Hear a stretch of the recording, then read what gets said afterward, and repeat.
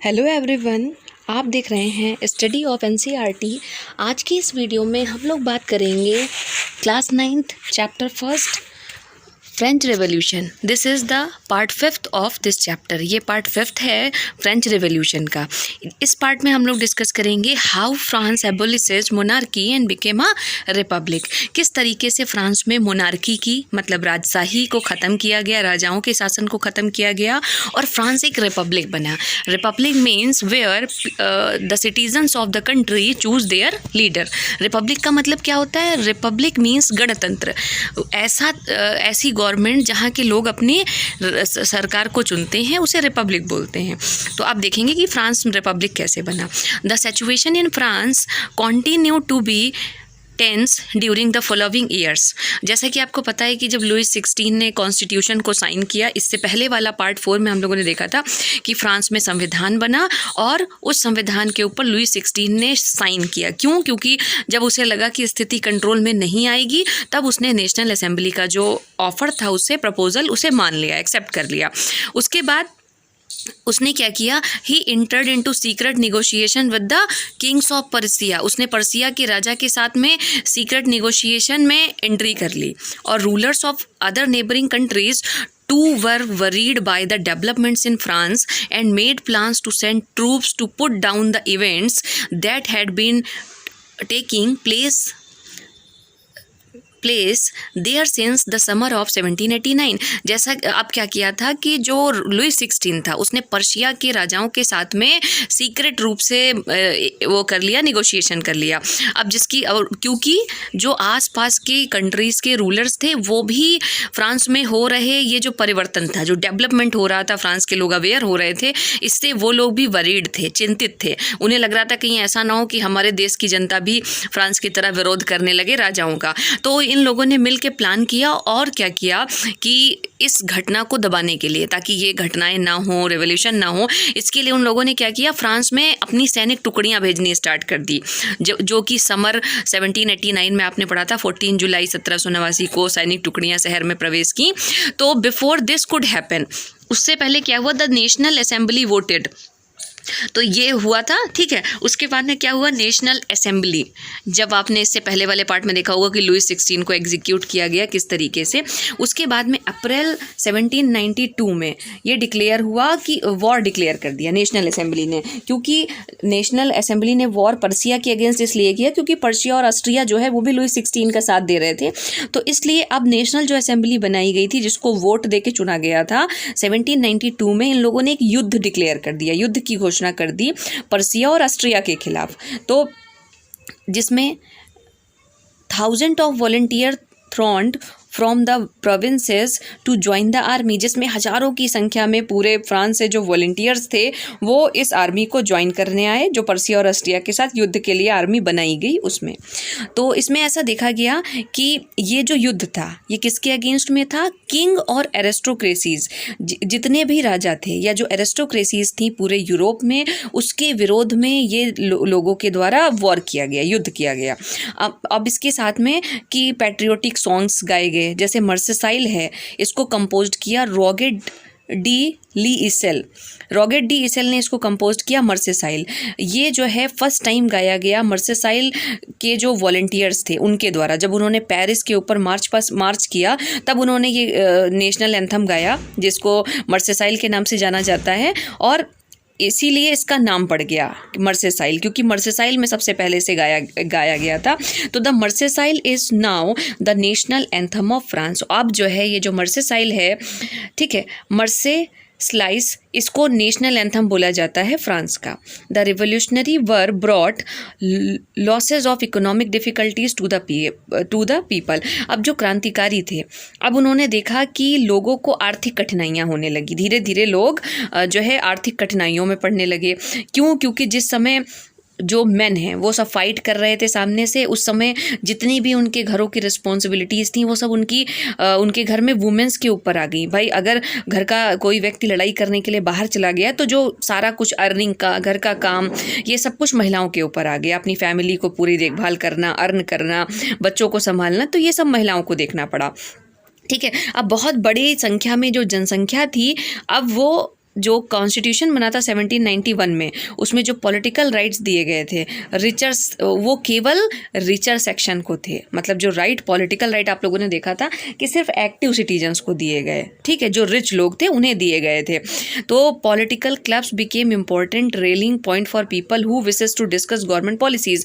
अब इसी के समय क्या किया गया, लोगों ने पॉलिटिकल क्लब बनाने स्टार्ट किए और इन पॉलिटिकल क्लब्स में जो इम्पोर्टेंट पॉइंट्स थे उनको डिस्कस किया गया। गवर्नमेंट की पॉलिसीज़ के ऊपर लोगों ने बात करनी स्टार्ट की और प्लान बनाया कि किस तरीके से वो काम करेंगे, किस तरीके से वो एक्शन लेंगे। तो जो सबसे ज़्यादा मोस्ट सक्सेसफुल क्लब रहा पॉलिटिकल क्लब्स फ्रांस में से, वो था जैकोबिन क्लब। जैकोबिन नाम का क्लब बनाया गया जो सबसे ज़्यादा सक्सेसफुल हुआ और इसका नाम जो है एक कॉन्वेंट सेंट जोकैब इन पेरिस, एक कॉन्वेंट था सेंट जोकैब में, उसके नाम से बनाया गया। देखिए, कॉन्वेंट का मतलब होता है building belonging to a community devoted to a religious life. मतलब एक ऐसी बिल्डिंग या एक ऐसी बिल्डिंग जो कि एक ऐसे समुदाय से संबंधित है जो लोग धार्मिक जीवन के प्रति डिवोटेड हैं, ठीक है, अपने धर्म के प्रति डिवोटेड हैं। तो एक कॉन्वेंट था, मतलब एक ऐसी सेंट जोकैब था पेरिस में, एक बिल्डिंग थी जहाँ पे एक जैकोबिन क्लब बनाया गया।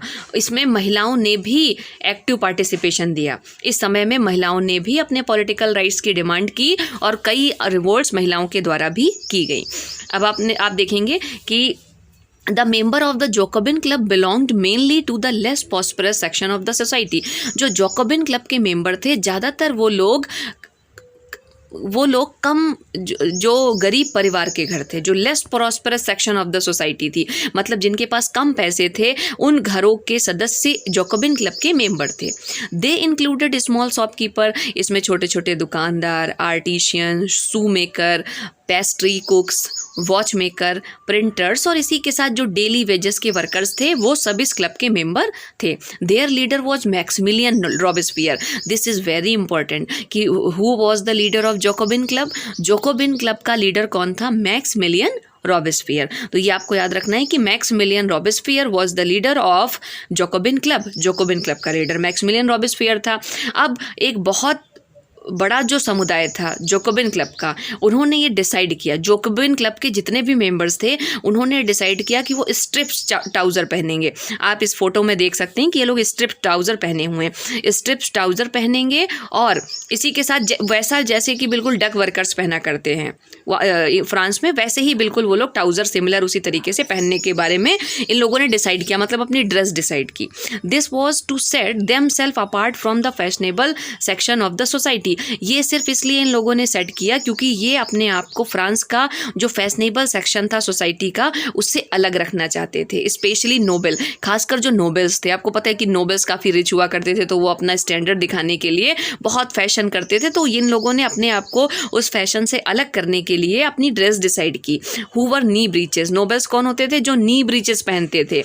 अब इन लोगों ने क्या कहा? नी ब्रीचेस पहनना बंद कर दिया। अब सॉरी, ठीक है। तो it was a way of proclaiming the end of the power wielded by the wearers of knee breeches. और इन लोगों ने ये प्रोक्लेम किया, ये घोषणा की कि अब जो नी ब्रीचेस की पावर है वो ख़त्म होगी, धीरे धीरे वो पावर एंड हो जाएगी। तो these Jacobin came to be known as sans culottes. ये जो जैकोबिन्स थे, जो जैकोबिन क्लब के मेंबर थे, इनका जो ग्रुप था, इनको क्या बोला गया? सेंट क्लूटोज। आप इसको जूम करके देखिएगा तो सेंट क्लूटोज वर्ड यहाँ पे है, तो ये बहुत इंपॉर्टेंट। अब आपसे पूछा जा सकता है कि जैकोबिन क्लब के मेंबर्स को क्या बोला गया? Sans culottes. Literary meaning those without knee breeches. अब सेंट क्लूटोज का मतलब क्या होता है? अगर आपसे ये पूछ लिया जाए कि what was the means of sans culottes, तो सेंट क्लूटोज का लिटरेरी मीनिंग है दोज विदाउट नी ब्रीचेस। तो आप लिख सकते हैं sans culottes means those without knee breeches, कि इसका मतलब क्या होता है? वो लोग जो कि बिना नी ब्रीचेस के हैं। तो sans culottes men were to addition the red cap that symbolise liberty. और इसी के साथ जो सेंट क्लूटोज मैन थे, जो पुरुष थे, वो लाल रेड कलर की कैप भी पहनते थे। ये देखिए इस फिगर में आप देख सकते हैं, इसने रेड कलर की कैप भी पहनी, और ये रेड कलर किसको शो करता है? लिबर्टी को। तो ये लोग रेड कलर की कैप भी पहनते थे जो लिबर्टी का सिंबल था। Women however were not allowed to do so. लेकिन महिलाओं को ऐसा करने की परमिशन नहीं थी, परमिशन ही नहीं थी, उन्हें अलाउ नहीं था। In the summer 1792 the Jacobian plant insurrection of a large number of the Persian who were aggrieved by the short supplies and high prices of wood. गर्मियों में 1792 में जोकोबिन क्लब ने ये प्लान किया कि वो लोग जो पर्शिया के बहुत ज़्यादा जो मेंबर पर्शिया के थे, वो लोग सप्लाई नहीं कर रहे थे, मतलब जो हाई कीमतें बढ़ रही थी, अनाज की सप्लाई नहीं हो पा रही थी, जिसकी वजह से 10 अगस्त की सुबह दे स्टॉर्म द पैलेस ऑफ तुलरीज। इन लोगों ने तुलरीज का जो पैलेस था, जो महल था, उसके ऊपर स्टॉर्म कर दिया, अटैक कर दिया और राजा को मार दिया। मैस्केयर्ड द किंग्स गार्ड, राजा के गार्ड को मार दिया। और and held the king himself as the hostess for several hours, और जो राजा था उसे कुछ घंटे के लिए बंद कर दिया, उसने खुद को कुछ घंटे के लिए राजा ने बंद कर लिया। तो later the assembly voted to imprison the royal family. उसके बाद में इस जोकोबिन क्लब के द्वारा जो असेंबली बनी थी, नेशनल असेंबली, इसने राजा की पूरी फैमिली को जेल में डाल दिया, इम्प्रिजन कर दिया, इलेक्शंस करा दिए और राजा की फैमिली को जेल में डाल के जोकोबिन क्लब्स के द्वारा इलेक्शन कराए गए। From now on the all man of 21 years and above, और इसमें वो सारे मैन जो कि 21 साल या 21 साल से ज़्यादा के थे, उन्हें वोट देने का अधिकार दिया गया, उन्हें राइट टू वोट दिया गया रिगार्डलेस ऑफ वेल्थ। मतलब इसमें संपत्ति को नहीं देखा गया, कोई व्यक्ति 21 साल का है अगर, कोई पुरुष, तो वो अमीर है या नहीं अमीर है, उसको वोट देने का अधिकार दिया गया। तो the newly elected assembly was called convention, और ये जो नई इलेक्टेड असेंबली बनी, इसे कन्वेंशन बोला गया। On 21 September 1792 it established the monarchy and declare France a republic. 21 सितंबर 1792 को फ्रांस में मोनार्की को ख़त्म कर दिया गया। जैसा कि हम लोगों का टाइटल ही यही है कि France abolishes monarchy and establish and became a republic. तो आपने देखा कि इस तरीके से जोकोबिन क्लब ने राजा को पकड़ लिया और उसके बाद में उसकी फैमिली को पकड़ लिया और देन वहाँ पे इलेक्शन कराए, और इस तरीके से वहाँ की जो मोनार्की थी वो ख़त्म हो गई और फ्रांस को एक रिपब्लिक स्टेट घोषित किया गया। रिपब्लिक मतलब गणराज्य घोषित किया गया, जहाँ के लोगों ने वोट के द्वारा अपने राजा को चुना। As you know, a republic is a form of government where the people elect the government including the head of the government. जैसा कि आप सबको पता है कि रिपब्लिक एक प्रकार की सरकार होती है, ऐसी सरकार जिसके गवर्नमेंट का जो हेड होता है उसे लोग चुनते हैं। तो there is no hereditary monarchy. अब क्या था कि फ्रांस से जो हेरिडेटरी थी, जो मोनार्की थी, उसे ख़त्म कर दिया गया। You can try and find out some other countries that are republics and investigate when and how they became so। अब आपको यहाँ पे एक होमवर्क भी दिया गया है कि आप फाइंड आउट कर सकते हैं जो अदर कंट्रीज़ हैं, दूसरे देशों के बारे में, कि वो कैसे रिपब्लिक बनी और वहाँ पे क्या हुआ, कब हुआ, कैसे वो रिपब्लिक बनी। तो जस्ट लाइक आप इंडिया को ही ले सकते हैं। इंडिया रिपब्लिक कब बना? तो आफ्टर अ लॉन्ग स्ट्रगल, बहुत लंबे संघर्ष के बाद हम लोगों को ब्रिटेन से स्वतंत्रता मिली और भारत 26 जनवरी 1950 को गणतंत्र बना, रिपब्लिक बना। उसके बाद से इलेक्शन कंटिन्यू चले। तो Louis 16 was sentence to death by a court on the charge of treason. उसके बाद में आपको पता है कि राजा को पकड़ लिया गया था, उसकी पूरी फैमिली को। फिर असेंबली के द्वारा राजा को ट्रीजन की सज़ा, देशद्रोह की सज़ा दी गई, और जिसके तहत 21 जनवरी 1793 को उसे एग्जीक्यूट किया गया, पब्लिकली उसको मार दिया गया। प्लेस डी लॉ कैनक्रोड, जो जगह का नाम था वो प्लेस डी लॉ कैनक्रोड था, और इसके बाद जो उसकी वाइफ थी उनके साथ भी ऐसा ही किया गया। तो आज के वीडियो में इतना ही। अगले वीडियो में हम लोग जो नेक्स्ट पार्ट आएगा, पार्ट 6 ऑफ फ्रेंच रेवोल्यूशन, उसमें डिस्कस करेंगे the rain of terror. This is very important. अभी आप लोगों ने देखा कि किस तरीके से लोगों ने खुद मैक्सिमिलियन रॉबिस्फियर, जो कि जोकोबिन क्लब का लीडर है, उसको चुना, उसके बाद वो नेता बना। लेकिन आप देखेंगे कि जब वो बन गया तो उससे लोग डरने लगे, उसका शासन, ये कहा गया कि रेन ऑफ टेरर। तो जो नेक्स्ट पार्ट आने वाला है बहुत इंपॉर्टेंट है। तो जैसे ही नेक्स्ट पार्ट आएगा आपको नोटिफिकेशन मिल जाएगा, और इस नोटिफिकेशन के लिए आपको मेरे चैनल को सब्सक्राइब करना है और बेल आइकन को प्रेस कर देना है। तो जैसे ही नेक्स्ट पार्ट आएगा आपको तुरंत नोटिफिकेशन मिल जाएगा। Thank you for watching.